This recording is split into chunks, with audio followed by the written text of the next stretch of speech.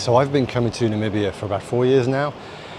Namibia was always a place that I was fascinated with. Since I first started photography about 20 years ago, I saw photos of the dunes in Sossusvlei in books and just really wanted to come here. And when I first came to the country, I absolutely fell in love with it. And each time I come back, it always feels special. It always feels like there's somewhere new to photograph. But I've only ever been to the south of Namibia. This year, for this trip, we came to the north. So last week we were in Etosha photographing wildlife. And this week we're in a place called Hartmann's Valley, which is right in the north of Namibia on the border with Angola. Just over here, there's a river, and across the river, you've got Angola. So we're right in the northwestern corner of Namibia. It's incredibly remote. There is nothing here for about 200 kilometers in any direction. It takes over 2 days to drive here, so we flew. We flew in light aircraft from Etosha, and that takes a couple of hours.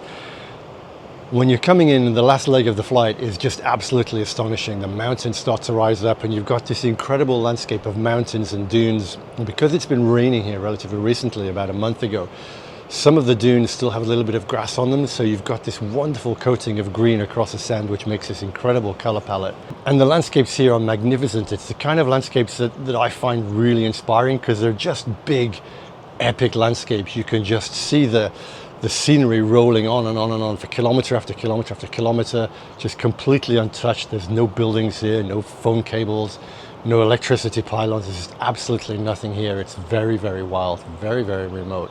So we're here to photograph the landscapes, the dunes, the incredible open plains, the mountains, and how they all interact. But there's also a local tribe here, the Himba, who we're hoping to go and visit. And we'd also like to see if we can get some animals on the landscape.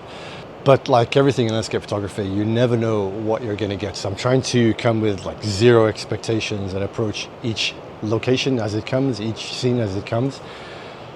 But yeah, flying in, seeing the landscape that we're going to be spending the next 4 days in, this has just taken Namibia to another level. It really does look absolutely stunning here, and I'm really looking forward to this week.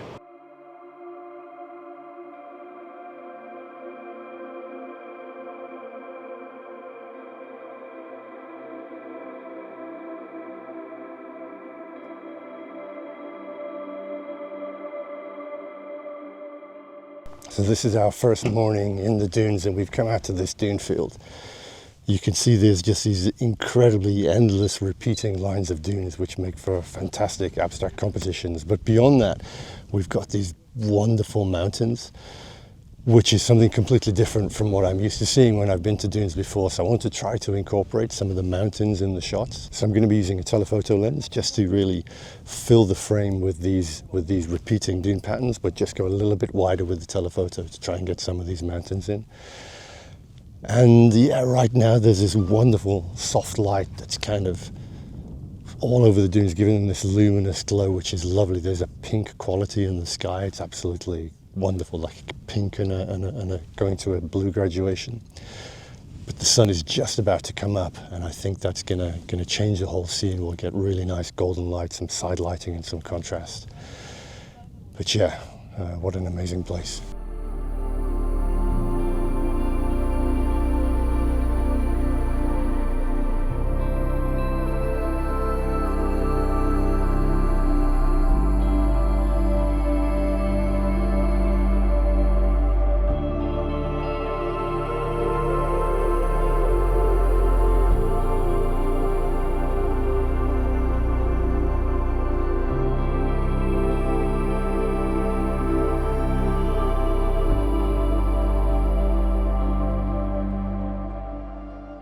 Wow, sun comes up really quickly here, but it's been an absolutely amazing morning. Before the sun comes up, you've got that really nice pink light, but just when the sun crests the horizon, you start to get just the tops of dunes with this really nice rim light along the edges. So I've been looking with the 500mm lens, just looking for areas of patterns of shadow and light, trying to find things that are symmetrical, frame the image of the shadow at the top, shadow at the bottom, this kind of thing. Just scanning around into the areas where the dunes are really kind of closely packed and looking for some compositions there. It's very hard to find a specific focal point. You can't find one thing that pulls your eye towards it. It would be nice if there was something like an oryx walking across the dunes, but that's probably not going to happen. But yeah, so it's more about finding patterns, textures, just shapes and line, focusing on that. Yeah, and what a lovely morning. As the sun gets higher and higher, then you lose the shadows and it gets very, very harsh. It starts to be difficult to shoot. But we've also been able to get the drones up, and that's been an absolutely fantastic experience, just looking down, creating abstracts, looking into the light, seeing just these wonderful patterns and shapes repeated.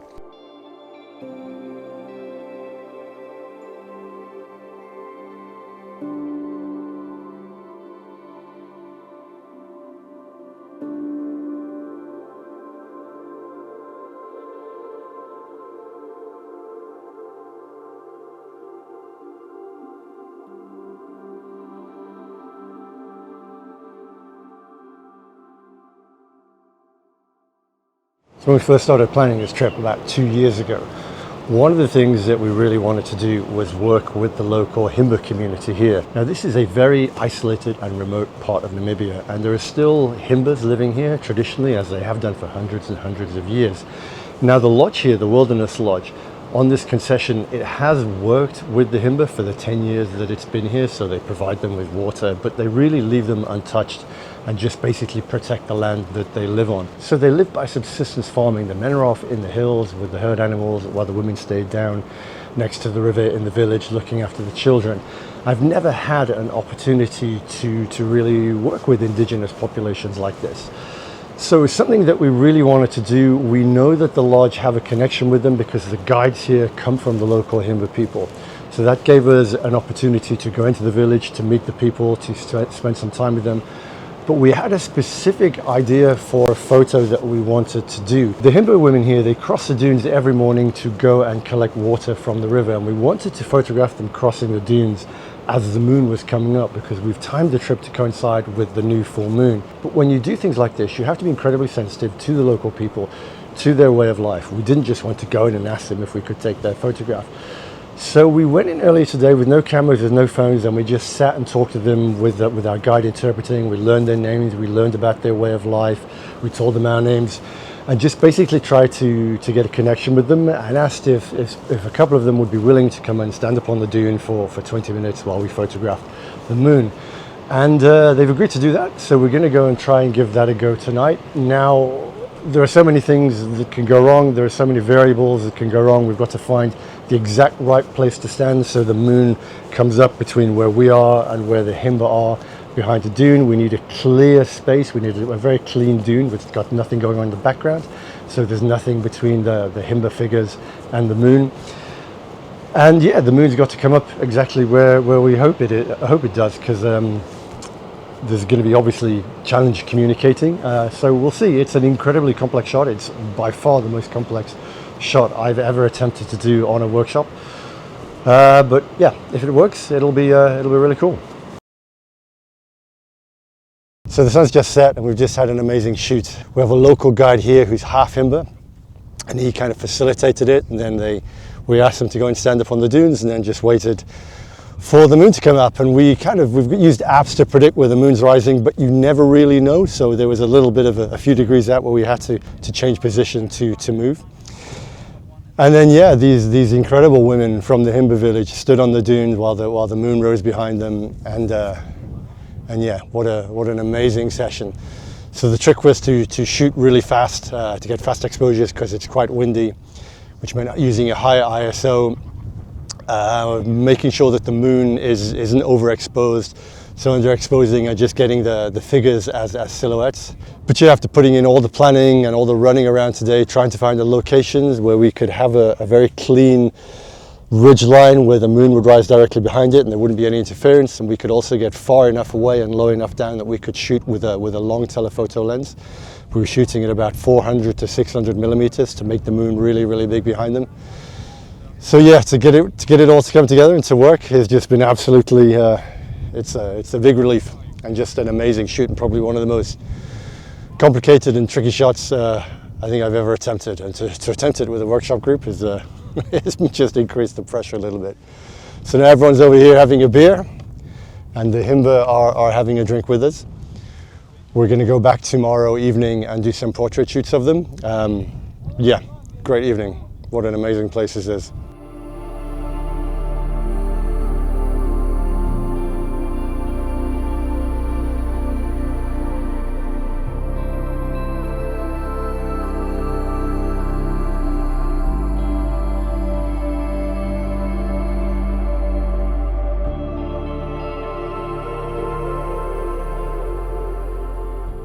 So the sun's just set and we've just finished shooting at the Himba village. It's been a really fascinating experience for me. It's a long time since I've done any environmental portraits. About 10 years ago when I was traveling in Myanmar and in Indonesia, I did that kind of shooting.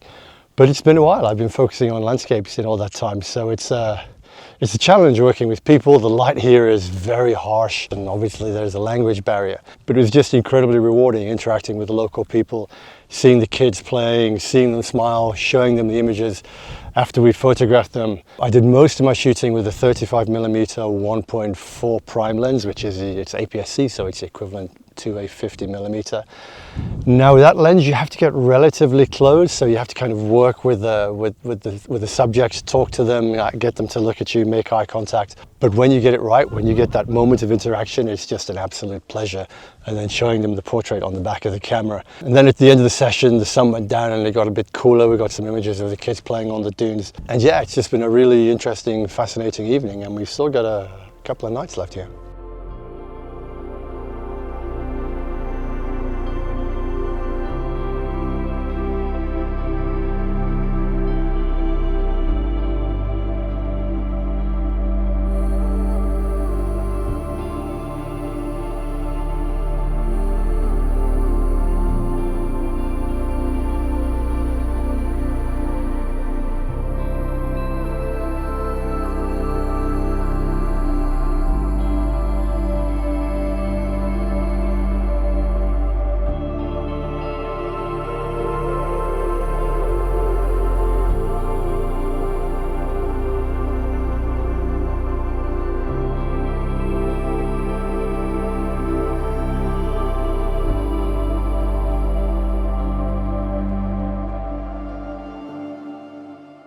So this is our last morning in Sedekafema before we head back to Windhoek and end the trip. It's been an absolutely amazing trip here to this corner of northwestern Namibia. I've really enjoyed it. For the last couple of sessions we've been shooting sunrises up on the dunes, where we've been using long lenses to compress the layers in the dunes and looking for abstract patterns there. Shooting slightly wider to include the mountains in the background and some rocks in the foreground. And then we've been out into the mountains of Hartmann's Valley, where you have this incredible view over the valley. Now because it's rained recently, there's lots of green there, so it's just a really wonderful scene with this beautiful color palette of the desert reds and ochres with the green of the grass.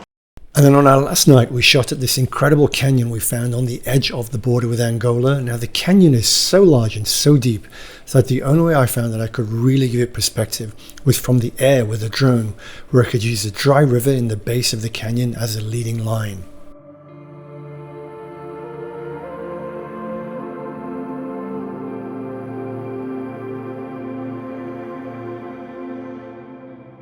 We also found this tree on the edge of the canyon that worked well. It was so windy though that we needed to use a very fast shutter speed to stop the leaves from being blurred, and compositionally, separating the tree from the lit side of the canyon was also a challenge.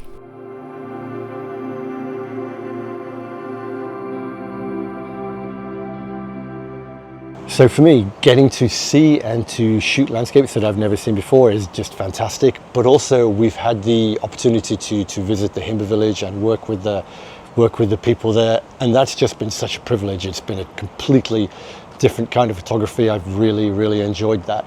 And this whole trip, because before here we were in Etosha where I was shooting wildlife, so it's been a lot of things that have been outside my comfort zone, outside of my usual style of photography. I've really had to learn a lot, to come to terms with different styles of photography, with shooting in a completely different way to my normal, very slow, measured way of shooting landscapes which don't move much, where you're just looking for compositions and waiting for the light. Working with people or looking for animals and reacting to animal sightings is a very different style of photography, and one that I've enjoyed a lot. So I found this trip to be really challenging, but also incredibly productive, loads of fun, and I'm pretty sure I've got images that I'm going to be happy with. So that's it for this video. I hope it's been interesting. I hope it's been enjoyable. If you've got any comments, please drop them down below. And if you enjoy the channel, please like and subscribe, because it really does help. And if you enjoy my photography and you'd like to join me on one of these trips, we'll be coming back to Namibia next year, and we've got trips to this particular part of Namibia lined up for 2027, which we're going to be launching soon. We've got other trips to places like Utah and Alaska, Madeira, Azores, Japan, and Botswana coming up. So you can find full information on all my trips on our website, so drop me an email if there's anything you'd like to know about that. And as ever, good luck with all your photography, and I'll see you next time. Take care. See ya.